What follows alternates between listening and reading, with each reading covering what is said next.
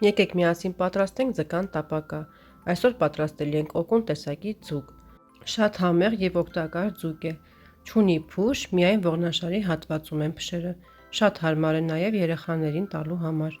Այս ձկնատեսակն ունի շատ փափուկ եւ նուրբ համ։ Տեսեք, թե ինչքան հեշտ է առանձնանում ողնաշարից։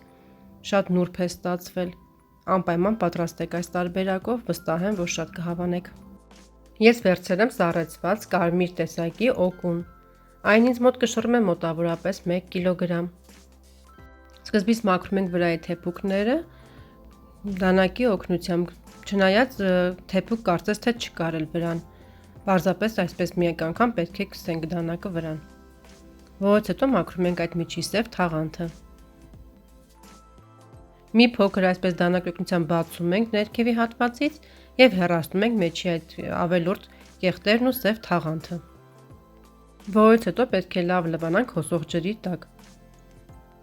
Այս ձուկը կարող եք գնել Երևանի սուպերմարկետներից կամ ձկան համար նախատեսված խանութներից։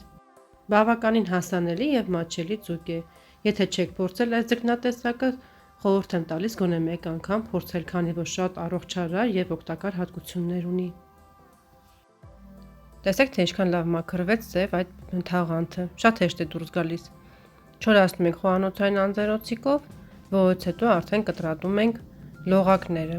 Արեք այնպես, ինչպես ցույց եմ տալիս հոլովակում։ Այս ձուկն ունի շատ փշոտ լողակներ եւ մաքրելու ընթացքում անդադ ծակում մեր ձեռքերս, դուք էլ շատ զգուշ կլինեք։ Կտրում ենք այսպես մի փոքր խորը, որպեսզի ողնաշերի վրայից էլ փշերը դուրս գան։ Կտրում ենք նաեւ այս ներքևի հատվածի լողակը։ Փշերը հիմնականում հենց ողնաշարի հատվածում են լինում։ Ամբողջը մաքրելուց հետո երկու կողմի վրա անում ենք այսպիսի խորը կտրվածքներ։ Պետք է այսպիսի կտրվածքներ ստանանք, որից հետո նորից չորացնում ենք անձեռոցիկի օգնությամբ եւ արդեն համեմում ենք։ Ես համեմել եմ աղով, կարմիր պղպեղով եւ ձկան համար նախատեսված համեմունքով։ Դուք համեմեք այնպես, ինչպես կցանկանաք։ Աղը շատ քիչ ենք լցնում, քանի որ միսը շատ նուրբ է եւ անմիջապես կլանում է աղը, որպեսզի հետո աղի չստացվի։ Երկու կողմից այսպես համեմելուց հետո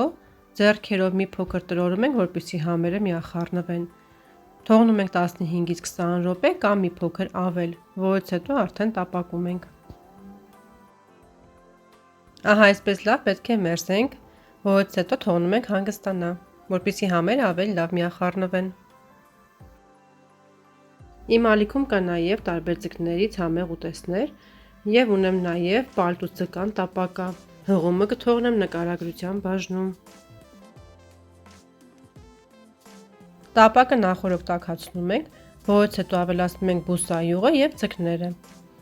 Տապակում ենք երկու կողմից մոտավորապես ամեն կողմից 4-ից 5 րոպե։ Շատ շուտ է պատրաստվում, պետք է ուշադիր լինեք, որպեսզի ձուկը չայրվի։ Կափայճով չենք ծածկում, տապակում ենք մի փոքր թույլ կրակի վրա։ Տեսեք ինչքան գեղեցիկ են կարմրել եւ գծերը ինչքան գեղեցիկ պահպանվել են վրան։ Ձուկը չի փխլվում, շատ լավ պահպանում է իր տեսքը։ Ահա եւ մեր համեղ, գեղեցիկ, ոսկեզօծ ձկնիկները պատրաստ են։ Հուսով եմ հավանեցիք այս բաղադրատոմսը, դուք էլ պատրաստեք եւ գրեք ձեր կարծիքը մեկնաբանության բաժնում։ Սիրով կսպասեմ բոլորիդ։ Առայժմ